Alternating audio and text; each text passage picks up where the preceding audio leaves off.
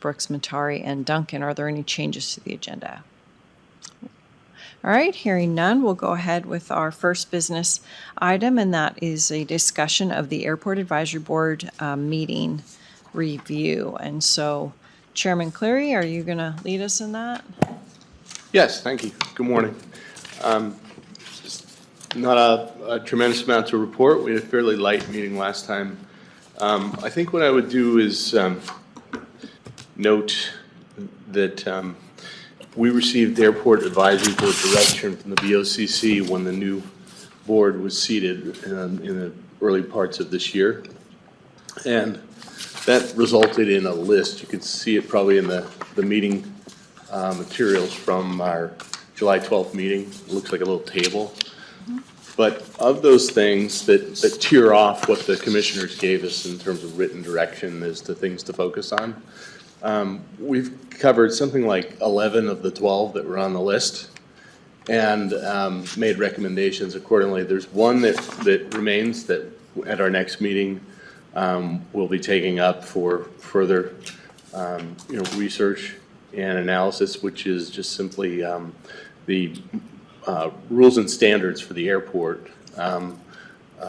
Certain members of the board are of the mind that they should be, a look should be had of them, and they should be considered for updating.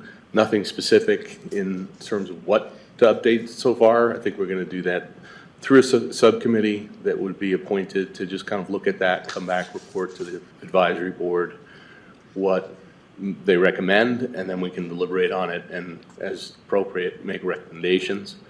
So I'd say since the beginning of the year we've been productive.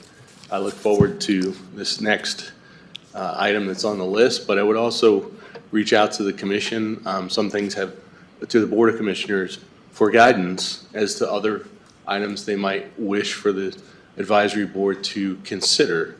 So an updated list of things, perhaps. Things have changed at the airport. We've had an interim director, and we have a new director. New interim director. What's that? New interim director. New interim director, yeah. Thank you. Sorry to jump the gun.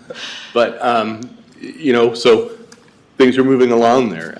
I would also note that we had an update from the acting or interim airport manager, Phil Cummings, at the July 12th meeting, where he noted, and Adora noted that, they're scoping an EA for certain priorities identified in the 2019 master plan.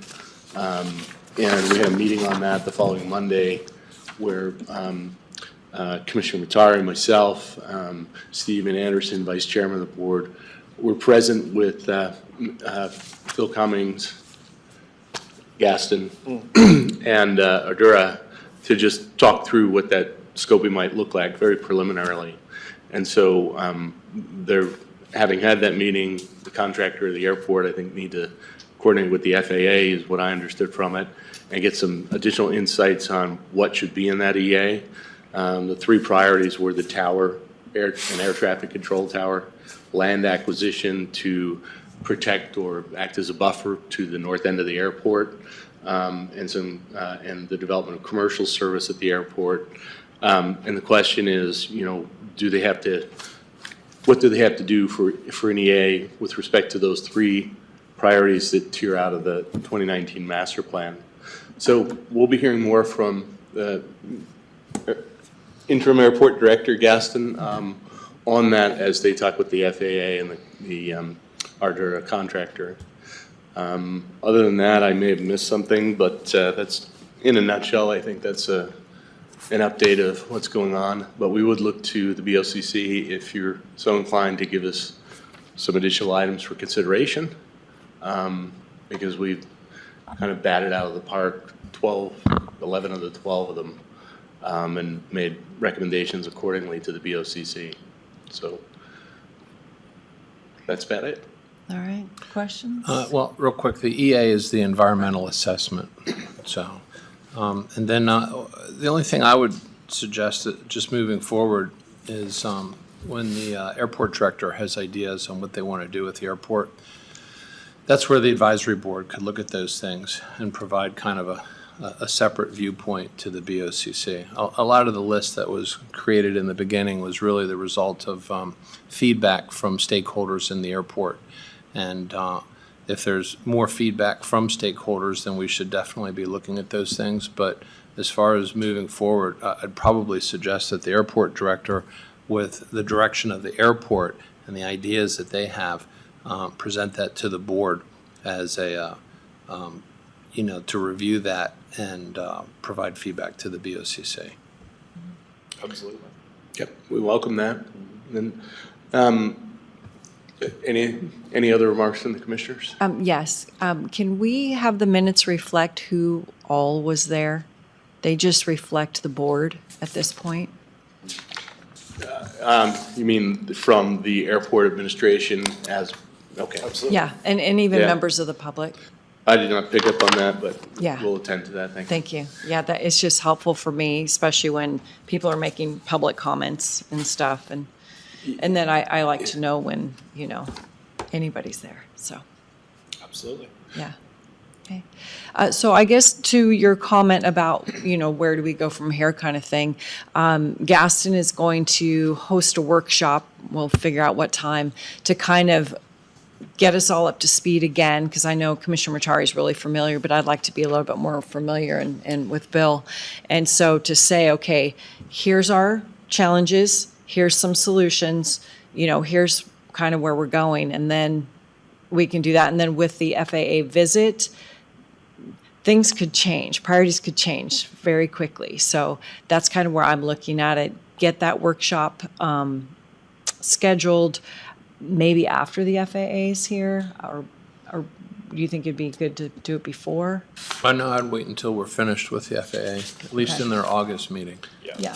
What was the, forgive me for just having a momentary blank in my thought here, but Sure. what was the purpose of the session with the BOCC that you're describing? Yeah, so a workshop, be able to look at a picture of the airport and say, okay, we're out of general aviation hangars, so here are some ideas where we could go with it. Yeah. So that would be helpful to me when future decisions, based on recommendations of the advisory board. And you might be able to have a subcommittee of the advisory board attend that workshop. I would note, it was brought to my attention by members of the board that there is this, waiting list, if you will. I think it was at 41 general aviation, which I kind of encapsulate as smaller planes, not bigger, that are waiting for hangars, and there is that desire to have more hangars there, and there are some ideas. I think that's a good suggestion that already was made in the advisory board about, like, let's look at this and see of the available land uses. Let's talk to the airport director, see what can be done, and propose. So that is on our list for follow-up. And another thing that might be good for that workshop, there was not great interest among the board in kind of looking at the 2019 master plan from which all these priorities tier, right? It was a suggestion of mine. Maybe we should consider that, look at that. But where I think would be helpful is if people just understood what that plan is. Yep. And that workshop might be a good place to just kind of, in a short presentation, capture what that is, what the road ahead under that plan looks like, and then some of these other issues about current priorities make a little bit more sense. Yep. Because you're viewing, they're coming right out of that plan. Well, and unfortunately, the disadvantage to the board that took place in 2019, I'm not going to speak for Commissioner Brooks, but it's like, sign this document. Mm-hmm. There was nothing to say, this is the future, this is the plan, this is nothing. It was very high level, and hey, we just have to do this every 5 years. So I feel like the last 4.5 years that I've been here have been, kind of Yep. mishmash. And to that, I think it's every 10 years, the master plan, they can be updated sooner, I think, but, Right. if demographics have changed, different things that affect what your priorities at the airport might be, if they change, you can do an update, but typically every 10 years under the FAA guidelines, you do a new airport master plan, right? Right. So this one that we're under kind of carries you through all these projects that leave you at, roughly, what, 2028? Correct.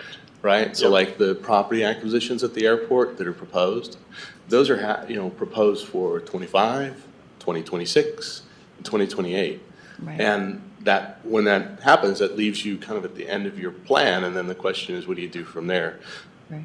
My suggestion at the last board meeting, which folks weren't too thrilled about, was why don't we consider things that, assumptions that may be different in light of, growth in the area around the airport, things of that nature. And so, as I said, I didn't have support from the other board members, but I think the outside community, there's a growing awareness of that airport and what's coming in and out of it. It gets bigger and bigger. Yeah. The small planes are great, but the bigger and bigger stuff has the potential to change things. Yeah. And so, I'd suggested, why don't we, usually an airport master plan like that, 2 years before it, you start studying. Mm-hmm. And as I said, I suggested maybe a little earlier, taking a look at that, becoming facile with the 2019 document and seeing if there's areas we might need to update. But as I said, the board was not supportive of that. That's just kind of a suggestion I made. So for now, it's kind of a sleeper, but I think a recap of what's in the 2019 would be helpful for purposes of the workshop you're talking about. So, and also how it integrates with the City of Hayden master plan, Right. which was a suggestion from member Brett Boyer. Mm-hmm. Yeah. And I think after our meeting with the FAA, we'll have more clear direction, more clear path. The workshop, I see it as a mild, like, state of the airport style workshop. Yeah. Where are we at? The climate has obviously changed since the 2019 document. So Yeah. the community's changed a lot. The airport has changed a lot. So we'll be able to, the initial planning stages, I think that's a great start. Okay, great. So anything else on the item 1? No? Okay. Item 2 is the non-AIP airport projects update. Absolutely. I guess I'll start it off with early on when Phil had first started with us, we had came to the board with the Fab Shop power upgrade, I guess. Not necessarily an upgrade, but a repower, I would say. Our current fabrication shop, which houses snow equipment in the wintertime, used for fabrication in the summertime, was being run off of a extremely small power service from the OEM building, which was not sufficient to what that building used to have powering it. That project is probably about 50% complete right now. All the trenching is complete. Everything's being done in-house equipment. So that's moving along. We just got our contracts back from Avista to bring gas and power to that building, and they came in a lot lower than we were expecting, which was nice. We're actually fixing an issue on Avista's side by doing this, so they were pretty amicable to moving forward with that. So that's moving along. Definitely before winter, we'll have power, gas, and heat back in that building, which we did not have, and which also led to other issues with plumbing in that building last winter. So that problem will be solved. Moving on, we have the ARF pad, the aircraft rescue pad construction on the north side of the airport over by our gravel pit. That is now complete. Once again, that was all done in-house, equipment, staff, and millings. Basically, we graded a large pad on the north side there to put the old, that Fokker airplane that we had, that kind of boneyard airplane, is now staged there where we can use it for ARF training. So live prop for turret training on our ARF truck. The guys can actually use it for extrication drills, SCBA drills. They can cut on it. It's in an area where you can set up a lot of different scenarios now. And also having Northern Lakes on the field, we're setting up a lot of joint trainings with them to be able to use that. They're very excited as well. So I definitely encourage you guys to come out and check it out. It is pretty cool. So we'll get you out there. Commissioner Duncan had already touched on the hangar development. I think that is something we want to look at pretty seriously, and through FAA funds, our own funds, really exploring what areas on the airport we can open up for development. There is a great need on all accounts. We have, like Brian was saying, on the list of 41 general aviation airplanes, that's just our GA airplanes. We're now hearing talks of larger business aircraft that are looking for hangars, large category stuff, similar to like the Hagnon hangar, G5, Gulfstream, Globals that are wanting to base here, and they're looking for homes and hangars. And we just need to really clearly define where we want certain development to take place on the airport. We definitely don't want to mix certain aircraft with each other. So I think this workshop, our FAA visit, this is really going to kind of line out how that's going to take place, what timeline we're looking at. So those are all good things. I would think by middle of September, end of September, we'll have a pretty clear direction on where we can go forward. It might seem like a small project, but a pretty exciting project is bringing keypad access back to all of our gates at the airport. We, about a month ago, had ordered in a sample new keypad with the radios, integrated them into our system to make sure that they would actually work before we can actually implement the whole thing. Everything worked flawlessly, the programming worked, so we had placed our order to upgrade all the gates on the airport that access tenant hangars, user hangars. So we're actually in the process of building all the cabinets right now, so we will have keypad access back at the airport. Essentially, each badge will be tied with a proprietary PIN code for each user, so we can still track if there won't be any abuse. There won't be one random code out there that can access the airport. Each user will have their own. It'll be like their own set of keys to their hangar, essentially. So I think that's been pretty well received on the field, that someone forgets their badge or has another car or something like that, they can still get in the airport. So we want to try and check the box for being secure and compliant, but we also want to make it very user-friendly for our tenants. So other than that, I'm open for any questions on other non-AIP projects. The AWOS. I forgot to mention the updated the AWOS. Oh, yeah. I am actually working with, on our AWOS system, the weather system, working with Mike Kincaid and his contact with the FAA. Basically, locally, when I say locally, Helena and Seattle regional offices didn't have any input as far as we don't usually give AWOSs back to counties. No, your AWOS does not augment. It kind of fell on deaf ears. In speaking with Kincaid's contact in DC, he alluded to, yes, your AWOS is supposed to be augmented. We are actually on the list as being an augmented AWOS. So in talks with him, it's becoming as simple as essentially a trouble ticket saying that ours isn't working, and they will reinstall that microphone and software on our AWOS to be able to augment. Once that is complete, we will be coming forward with a policy as far as what gets disseminated on the AWOS essentially, and how that would be done, who would be doing it. So positive steps forward in that as well. So you guys actually made contact after the last meeting We did. with Mike and Kate's contact at Yep. DC. Yep. That's great. So That's moving fantastic. forward. Good. That is really good. Want to give an update on the temporary tower and the things related? I think the Yeah, that's- tower and Forest Service is next. Yeah, I was just alluding to that. Okay, but I'm still on number 2. The Miles Lift Station project. Do you know where we're at with that? I'm supposed to sit down with Ken on that and get a full Okay. update on there, and then I'll be Okay. able to report back on it. So Okay. we did want to sit down, just kind of a general update meeting on all stations, where we're at. I kind of want to get a better overlay on. Okay, I just want to make sure that it doesn't fail, and then we're forced with an emergency repair. I want to get that done, prior to that happening, so. Absolutely. Okay, anything else on other projects? Bruce, Bill? No? Okay, the Tower Forest Service update. Absolutely. So, as most of you guys know, we do bring in a temporary tower. The Forest Service brings in a temporary tower to the airport. This is the first year it's been a private contract tower out of Southern California. It's been an extremely welcomed tower. It's been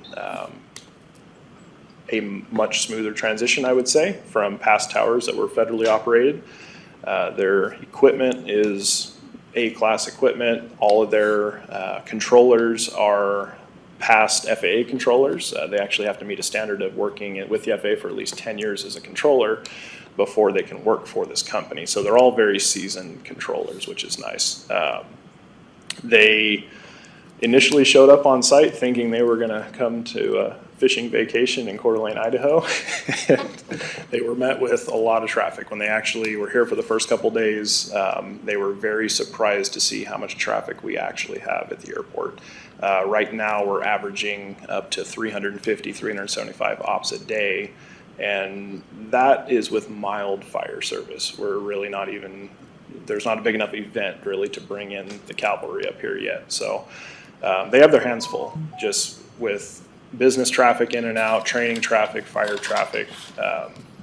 They're definitely voicing their concerns to us on air traffic control in Coeur d'Alene. So that's definitely something I want to closely monitor with them, and they're going to be actually presenting us with a report at the end of fire season or end of their season with their findings essentially and what some recommendations coming from them to kind of open the tower study with the FAA on this.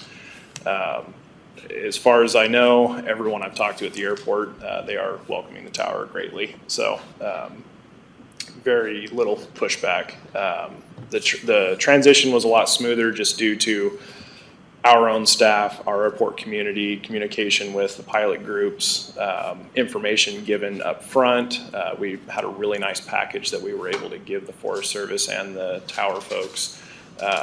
Just kind of a local layout of here's Coeur d'Alene. This is what our airport looks like. These are all the businesses people are going to be taxiing from. Here's all the checkpoints that people will be radioing in from coming into Coeur d'Alene. So they said they'd never been met with that before at an airport, and it was very welcome. So it's all been very positive. It's been very busy. Very little pilot deviations. I can honestly say no one local. Most of them have been from out of town that didn't check NOTAMs coming in, but they're also, unlike last year, monitoring our original Unicom frequencies, so they're able to head those off. When someone's calling in, not talking to the tower is just telling them simply, hey, there's a tower here, switch over to frequency. So they are able to catch those guys before they get too far into the airspace. As far as Forest Service actions at the airport, we do have a couple Canadian scoopers that are based here on contract. They're operating out of our airport. We do have one heavy MD-87 that is based at our airport. That is one of the two that are on contract for our area. They won't bring the second one up until fire activity really increases in our area. They're fighting fires further south right now. And then we have two CH-47 Chinook helicopters that are based out of our airport. So they've been flying daily. Most of them are leaving the area for the day and then coming back in the evening, but they have our fee schedule change, proposed fee schedule change has been welcomed with the Forest Service. That's the reason those Canadian scoopers are here. They had heard that we are working towards better fee structure for the Forest Service, and they were amicable to that. So everything's been working great, no complaints from them. The only complaints has been their location and proximity to the Harps plant, but they're working through that issue. But it's been flawless so far. So until fire service or fire activity really increases in the area, we're not going to see too much more traffic in and out as it stands. Okay, great. Any other questions on the tower? On the Forest Service? Okay. And then Hawaiian Airlines ATR fire training. Yes, so that kind of dovetails with the ARF pad. You guys have probably seen those Ohana Hawaiian Airlines ATRs that have been parked on our west ramp for a couple of years now. Those have now been sold and are being parted out. I believe they made one of them a flyer. It already left. The other guys are literally getting cut up for scrap. So Empire approached us asking if we would like one of those to be donated to the county for fire training. And we were absolutely, they are much nicer, newer training prop compared to that the Fokker that we have up on the north side. These will still have all the cargo doors intact, all the windows intact, all the cockpit will be intact with all the levers. So the guys will actually be able to the aircraft will be able to be sealed up so they can actually use a smoke generator and smoke it out, and they can shut down throttles, kill power on it, practice all the motions with the live gear in there. They'll actually have seats in it still and cargo containers in the back. So it'll be a welcome training prop. So we'll be probably approaching the board soon with a letter of donation, officially giving it to us. They're waiting to get them in the queue to strip out some of the avionics and stuff that they will take to auction off or whatever they do. And then we're also waiting on a set of landing gear. So the landing gear that's currently sitting on is still serviceable. They will take that off, and the landing gear rebuild company, Piedmont, is looking at donating a set of landing gear to us that's timed out. So we can actually just roll it, tug it straight down. It'll go right next to the other aircraft. So we'll be able to have one for cleaner, nicer, smoked out drills, and the other one can be used for heavy rescue training, cutting, and stuff like that. So it'll be a pretty cool thing. Great. Yeah. Great. All right, anything on that? No? All right, anything else? Nothing else? All right, any public comment today? Frank, come to a microphone.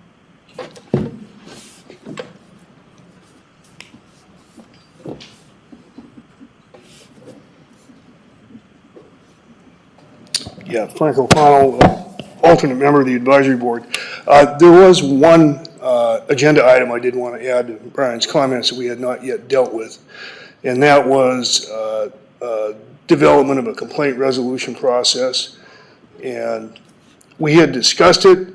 A lot has changed since the time that list was put together, and I think we need to re-examine that as to exactly, what we want to do if we still want to do something. I think things have improved at the airport to where, especially with Gaston, there's a fairly good open door policy. But perhaps it would be in long-term interest to develop a specific process so that it really isn't contingent on who's managing the airport, but more allowing users a way to vet any issues they have with the county. Okay. And that's all. Thank you. All right, anything else? No? All right, anybody online? Jonathan? No comments. All right, 9:28, meeting adjourned. Thank you all so much.